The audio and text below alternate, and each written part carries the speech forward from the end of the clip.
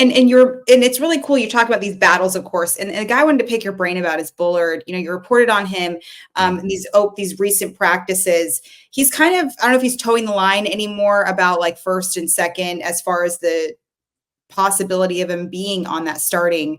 Oh no, he has jumped over the line, Jess. So he's jumped over it. He is the starter right now. Why is he that dude? What makes him that dude? It's so funny. Matt LaFleur a couple of weeks was asked about him, and is he the starter? Is he just like penciled in as the starter? And he was like, oh, they'll still be rotating. Jess, when I tell you every single practice, when they have rolled out the ones with the team, he has been the starting safety. So Matt LaFleur can say there's a rotation. He's just covering himself, and I appreciate it. Ain't no rotation, right? This is Javon Bullard's job.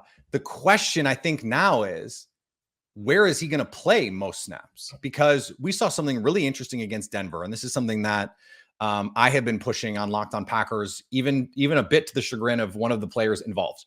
I think the best 11 for this Packers team includes both of their rookie safeties. Javon Bullard, who played the nickel corner. He was a slot player at Georgia when he was the MVP of their college football playoff run, knocked Marvin Harrison Jr. out of that game, and they won the national title.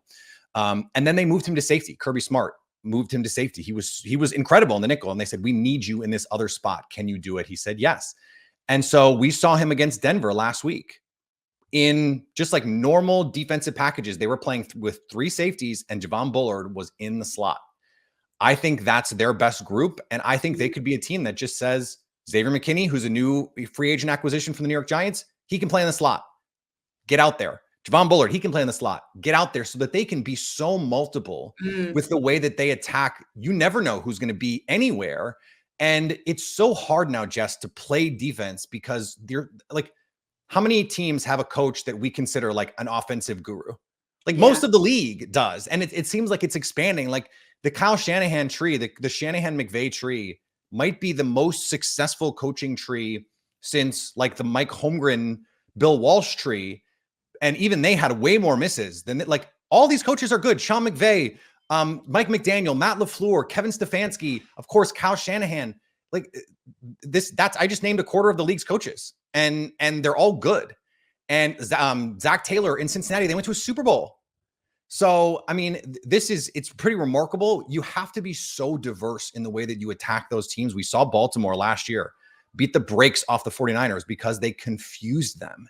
And you have to be able to confuse offenses, and that means moving pieces around. I think Javon Bullard and Xavier McKinney are the perfect modern safeties for that kind of defense. Well, and it's interesting when you're talking, because I know versatility is something for Bullard that is very prominent with him.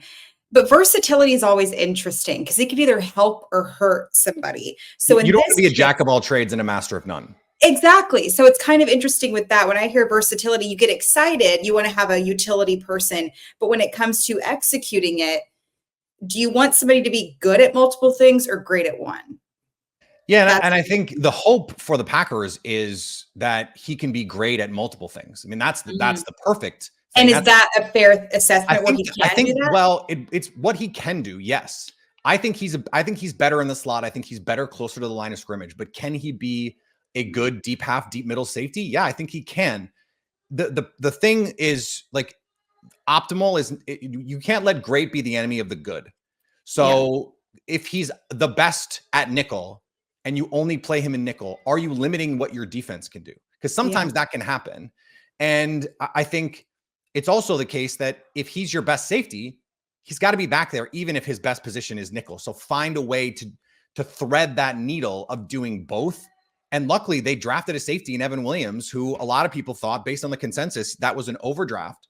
And Jim Nagy, the Senior Bowl director, told me on Locked On Packers, he said, there were other teams that were going to take Evan Williams in the fourth if the Packers didn't. He was a guy in that range that was going to get picked in that range. Teams loved him.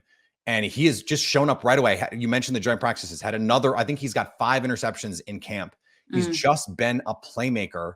And you see it. You see it out there. He's a really sure tackler. He's just an instinctive football player. His feel. I mean, I think spatial awareness is the most important trait you can have as a back 7 player, especially if you're a spine defender, if you're a linebacker, if you're a safety. You have to have an understanding of space And he understands route concepts. He understands, okay, if this receiver is coming in, there's a guy going out and I need to account for that guy because that's just how concepts work. And he thinks the game at a really high level, which has allowed him to come in right away and contribute.